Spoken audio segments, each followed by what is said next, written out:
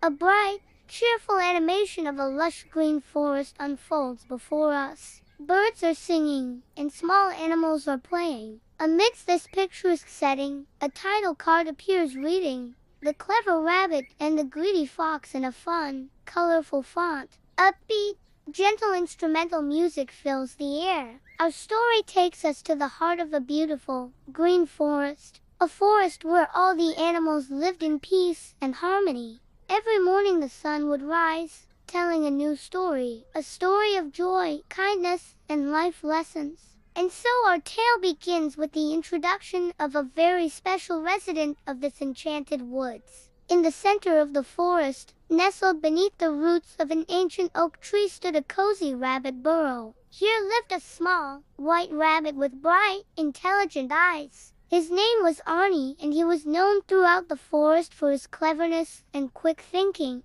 He had a talent for finding solutions to problems, a trait that often came in handy for him and his forest friends. Life was good for Arnie. He spent his days playing with his siblings, his evenings sharing stories with his mother, and his nights sleeping soundly in his burrow, dreaming of adventures yet to come. But the tranquility of the forest was not to last. For lurking in the shadows was Fenton the fox, known for his greed and selfishness. He believed he was the smartest creature in the forest, and one fateful day his eyes fell upon Arnie. Little did he know that this encounter would change their lives forever. One sunny afternoon, while Arnie was hopping through the woods, completely unaware of the danger lurking nearby, Fenton emerged from his den, his stomach growling. For days he had been scheming, trying to figure out how to get his paws on some food. Then he saw Arnie, a plump, juicy-looking meal, hopping merrily along. A wicked grin spread across Fenton's face. At last, my hunger will end, he thought.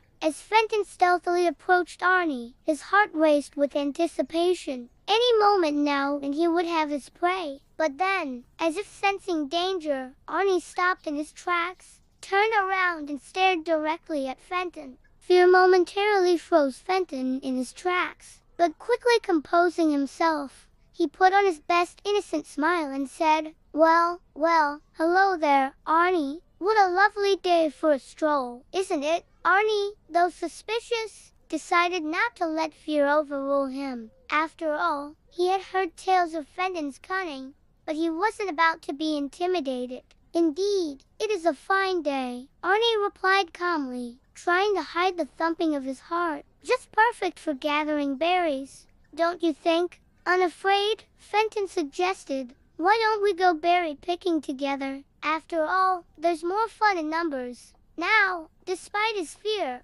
Arnie knew he had to think fast. Retreating now would only confirm Fenton's suspicions, so he agreed, hoping to find a way to escape during their stroll. As they walked, Fenton kept glancing at Arnie, his mind racing. He was torn between the idea of eating Arnie right then and there and the desire to make it a slow and agonizing death.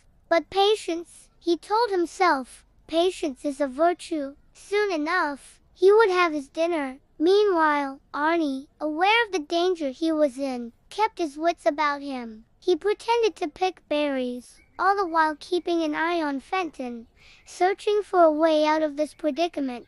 As they continued their walk, Fenton, unable to contain himself any longer, lunged at Arnie. "Gotcha," he snarled, his eyes gleaming with triumph. But Arnie, anticipating this move, was ready. With a swift kick of his hind leg, he sent a pebble flying, hitting Fenton squarely in the nose. Startled and enraged, Fenton recoiled, momentarily stunned by the unexpected attack. Seizing this opportunity, Arnie bolted, adrenaline pumping through his veins. He dodged branches, leaped over logs, and sped through the underbrush, desperate to escape Fenton's clutches. Behind him, he could hear Fenton cursing and vowing revenge. "I'll catch you, rabbit," Fenton shouted, his voice echoing through the trees. "And when I do, you'll regret the day you were born."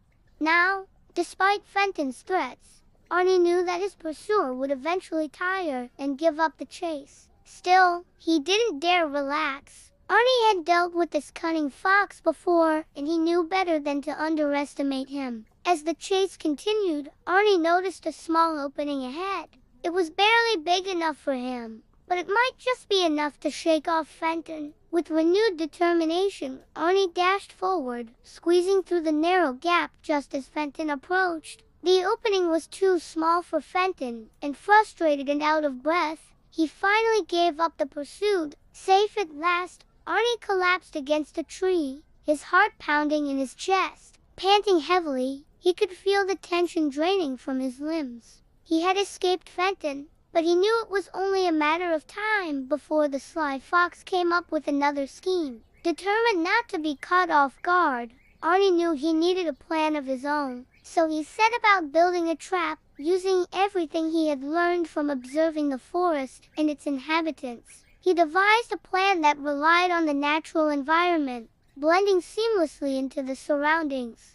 Days turned into nights, and as the moon waxed and waned, Arnie's trap took shape. Finally, it was ready. Now all he had to do was wait for Fenton to take the bait. Not long after, Fenton cautiously approached Arnie's burrow, his eyes narrowed with suspicion. He had never been able to resist the urge to hunt, and Arnie, knowing this, had set his trap to exploit Fenton's greed. As Fenton drew closer, the trap sprang into action, ensnaring the unsuspecting fox. Trapped and unable to free himself, Fenton began to panic. His struggles only made things worse, causing the trap to tighten its hold. Despite his efforts, it was clear to Fenton that he was stuck. Defeated and ashamed, he realized the error of his ways. His greed had led him to this humiliating situation, and he knew he deserved it. As Arnie approached the trapped fox, he offered Fenton a choice. You can either remain trapped here, or you can listen to me and learn a valuable lesson.